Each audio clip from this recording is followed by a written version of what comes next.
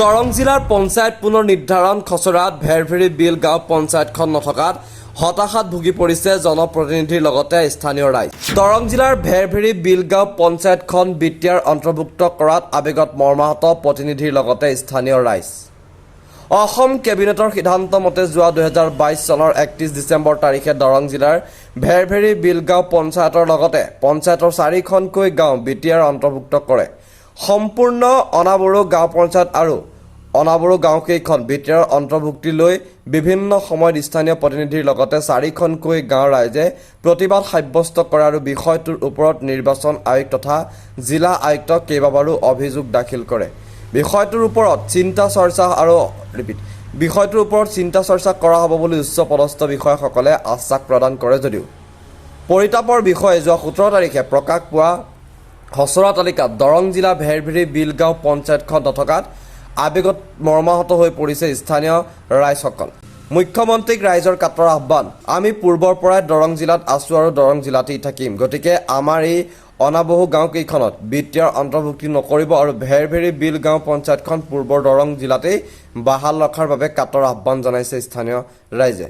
চাওক, মই কথাটো এনেকৈ কৈছোঁ, 2022 চনৰ 31 ডিচেম্বৰ তাৰিখে যিটো কেবিনেটৰ ডিচিশ্যন মতে মানে ভেৰভেৰী পঞ্চায়তৰ 4খনকৈ গাঁও ক্ৰমে ভেৰভেৰী বিল, চেনিবাৰী, বৰঝাৰ আৰু ভেগাৰকাছ এই 4খন গাঁও তেওঁলোকে কি কৰিলে, ওদালগুৰি ডিষ্ট্ৰিক্টত চামিল কৰিলে।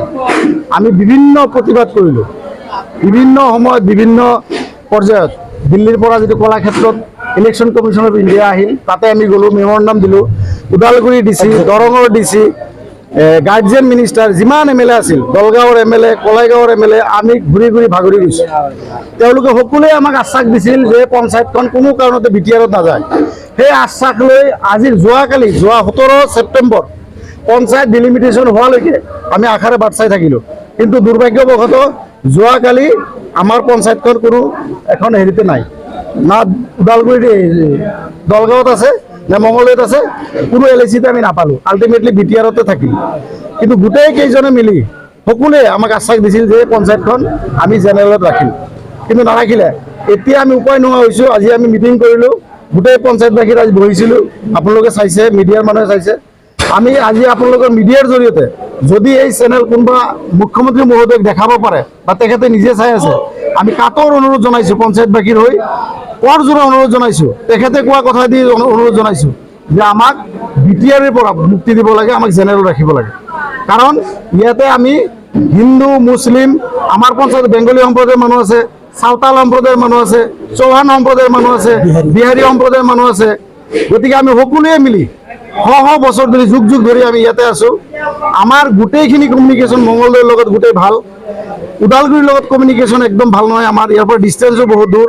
গতিকে আপোনালোকৰ চেনেলৰ জৰিয়তে মুখ্যমন্ত্ৰী মহোদয়ক কৰজোৰে গোটেই পঞ্চায়তবাসীৰ হৈ অনুৰোধ জনাইছোঁ, তেখেতে আমাৰ ওপৰত দয়া কৰক, আমাৰ ওপৰত মৰম কৰক। আমাৰ এই গোটেই ধৰ্ম, জাতি, ধৰ্ম, বৰ্ণ নিৰ্বিশেষে আমি পঞ্চায়ত যিহেতু সমিল মিলেৰে বাস কৰি আছোঁ, আমাক বিটিআৰত আপুনি পেলাই নিদিব। কাৰণ এই 4খন গাঁও BTC একৰ্ডত নাই। 2023 চনত 2003 চনৰ যিটো BTC একৰ্ড আছিল, য'ত নেকি 64খন গাঁও আছে, সেই গাঁওখনত কিন্তু ভেৰভেৰী, চেনিবাৰী, বৰঘাট, ভেগাৰকাছ নাই। কি কাৰণত BTCত পেলালে নাজানো, কি অদৃশ্য শক্তি আছিল। গতিকে মুখ্যমন্ত্ৰী মহোদয়কে ডাইৰেক্ট আমি অনুৰোধ জনাব বাধ্য হৈছোঁ। তেখেতক আমি লগ কৰাৰ কাৰণে কেইবাবাৰো চেষ্টা চলাইছিলোঁ, যদিও আমি ব্যৰ্থ হৈছোঁ। আজি মিডিয়াৰ জৰিয়তে যদি তেখেতে আমাক সাক্ষাতো দিয়ে, তেখেতৰ এপইণ্টমেণ্ট যদি আমি পাওঁ, তেতিয়াহ'লে আমি এই অঞ্চলত আমি কোনো দল সংগঠনৰ নহয়, ৰাইজৰ মানুহ কেইজন তেওঁক লগ পাব বিচাৰোঁ। আমাৰ আৱেগখিনি তেওঁক আমি ক'ব বিচাৰোঁ। আমি তেওঁক কাটৰ অনুৰোধ জনাইছোঁ, আমাৰ ওপৰত ন্যায় কৰক, আমাৰ দয়া কৰক। এইখিনি মোৰ ক'বলগীয়া। BTC একৰ্ডত উল্লেখ আছে যে 50% গৰু থকা গাঁওসমূহক BTC অন্তৰ্ভুক্ত কৰা হ'ব। তেখেতে আপোনালোকৰ এখন 4খন গাঁও যিহেতু গৰু নাই, ইয়াতে মই আপোনালোকে কথাটো কৈছোঁৱে যে 1% ট্ৰাইবেল নাই। মই ক'ব নোখোজোঁ, কাৰোবাক মই দুখ দিব নোখোজোঁ যে অমুক নাই তমুক নাই, 1% ট্ৰাইবেল নাই। আপোনালোক কথাটো বুজি লওক।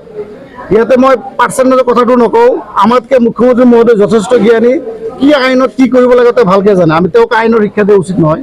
তেওঁক আমি অনুৰোধে জনাইছোঁ, তেওঁ আমাৰ গাৰ্জেন, তেওঁ আমাৰ মুৰব্বী, আমাৰ ৰাজ্যৰ গাৰ্জেন। গতিকে আমাৰ ওপৰত দয়া কৰক, আমাৰ পঞ্চায়তখন আগৰ দৰে দৰং জিলাৰ লগত যেনেকৈ আমি আছিলোঁ তেনেকৈ চামিল কৰক। তেওঁ ইচ্ছা কৰিলে এনেকুৱা কাম অসমত নাই যে নহয়। 100% হ'ব বুলি মোৰ বিশ্বাস আছে। আপোনালোকৰ স্থানীয় বিধায়কৰ পৰা কেনেদৰে ভাল হৈছে? স্থানীয় বিধায়ক আৰু দলগাঁৱৰ বিধায়কৰ পৰা আমাৰ আশা ভৰসা একোৱেই নাই। তেওঁলোক দুজনেই এই পঞ্চায়তখন BTAD পৰাত তেওঁলোকৰ দুজনৰ অৰিহণা আছে। তেওঁলোকৰ দুজনৰ হেমাহি কাৰণে আজি আমাৰ পঞ্চায়তখন তেওঁলোকে বলি দিছে। পঞ্চায়তখন দলগাঁৱৰ MLA আৰু কলাইগাঁৱৰ MLA দুজনৰ সমৰ্থনতহে BTADত গৈছে। গতিকে এওঁলোকৰ এতিয়া মই একো ক'ব নোখোজোঁ। তেওঁলোকে যি কৰিবলগীয়া আমাক কৰিছে।